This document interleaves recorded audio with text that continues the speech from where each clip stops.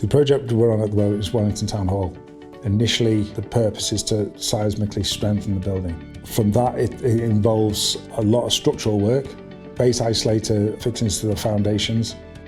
So before we can do any of these works, my role is to determine from documents supplied by the client, supplied by Heritage New Zealand, to work out what heritage items need to be removed from the building. Started with the doors and then just worked our way back from different areas. We came up with an idea. We were going to fix a barcode to every single item, and then that barcode would be scanned, and then all the details of that item would be inputted into an accounting system called WASP. Once you've accounted for your barcode, you then account for where the items come from, where the item's going to go back, the heritage value of the item, what are the parts of that item, and maybe a more precise identification so you can determine where it exactly came from. So once the item's been barcoded, it's then transported to our storage facility, which is owned by the council. Obviously, it already had the racking set up, and then each scaffolding racking would be dictated by the area that an item had came from. I had to inform the client of what type of racking we were going to use and how we was going to store this, and making sure that everything was kept safe.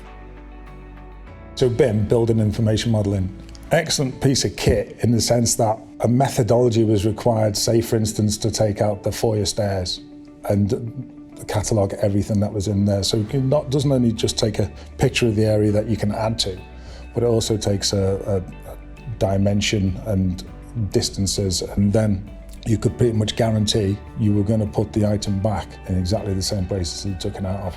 The building information modelling was an excellent tool because you could determine what condition the building was in before we started work. It was also used as a dilapidation tool.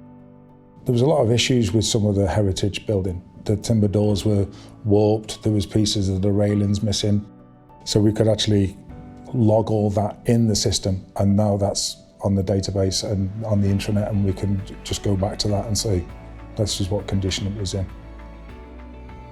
So the care and attention of the bluestone is quite paramount really, because the bluestone, the external facade of the building, is the most important, and that's where it gets its Grade 1 heritage.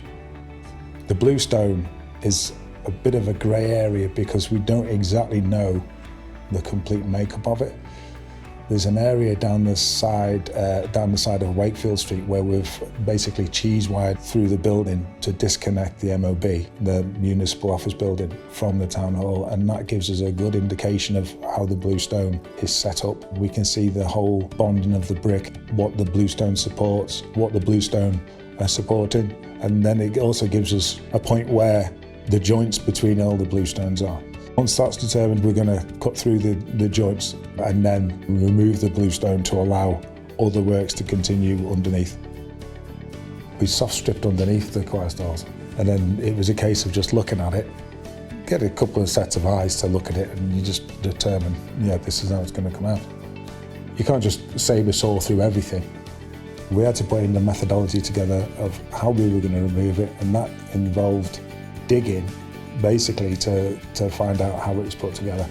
Eventually we got to the point where the whole choir stall would come out in one section, because it was capable of doing that, whereas everything else had to come out in pieces. The whole idea of the works to the building is the seismic upgrade, and unfortunately to do those works it requires access below virtually, don't quote me on this, every single major wall, which has obviously a major foundation, and these foundations need supporting. Shame really, we looked at every other way of doing it. Can we do it this way, can we do it that way? And it couldn't really. If you look at the stairs that we've removed in the foyer, they've only got 3 or 4 piles underneath them, but they're obviously important piles and we couldn't put them anywhere else. So there's other piles in the vicinity of those areas, but to allow the piles under the stairs had to come out. Then they're fully supported and protected anyway. That was one of the reasons for protecting. There's obviously heritage material that you couldn't take out because you cause too much damage to it. So a lot of the heritage items needed to stay and needed to be protected. There's 2 types of protection. One is from the strike, from somebody maybe hitting it with a ladder. And then there was another one which basically was designed to take a hit off a machine and it wouldn't damage it.